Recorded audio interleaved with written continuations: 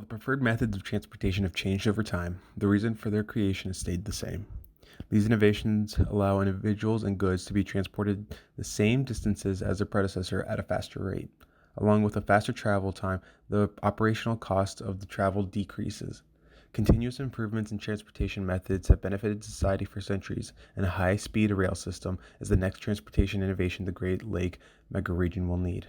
Consisting of 8 U.S. states, the Great Lake megaregion is expected to grow from 55 million individuals to roughly 71 million individuals by 2050, meaning the transportation needs of the growing population and demand of goods will be one of the major items the region will need to improve on, especially with current infrastructure starting to reach their limits and operational costs associated with transporting individuals and goods such as travel, productivity. Operating costs will increase if nothing is done. Austria and their established high-speed rail system provides a great example of how intercity travel can improve by introducing a high-speed rail system in the region. With a top speed of 230 kilometers an hour, Austria's high-speed trains can transport individuals and goods distances like those in the Great Lake region much faster and at a lower operational cost.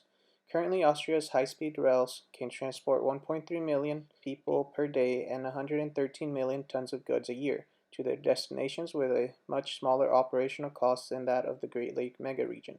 The high-speed rail system is beneficial to both the individuals and the region greatly, as individuals and goods can travel safer, faster, and more conveniently. The city of Chicago is one of the major cities within the Great Lake region that could benefit the most from a high-speed rail system.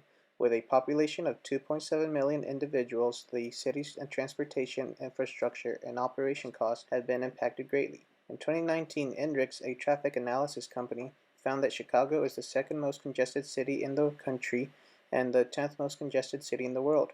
The impact that congestion has caused can be especially felt when traveling from city to city.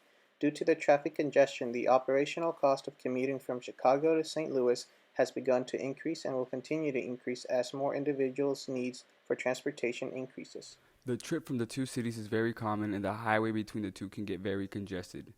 An individual can choose to make the 300-mile trip by taking a 4.5-hour flight, a 5-hour drive, a 5.5-hour train ride, or a 6-hour and 40-minute bus ride.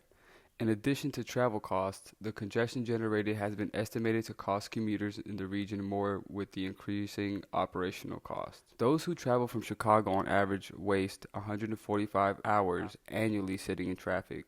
As a result of spending time on the congested roads, the 20,000 individuals who travel between the two cities daily will lose roughly $2,146 per year and a combined average of $117,000 per day. If half of the 20,000 individuals traveling between the Chicago and St. Louis were able to use a high-speed rail, they would save roughly about $350,000 a day combined. The implementation of an efficient high-speed rail system such as Austria's could bear great benefits to cities and individuals in the Great Lake megaregion.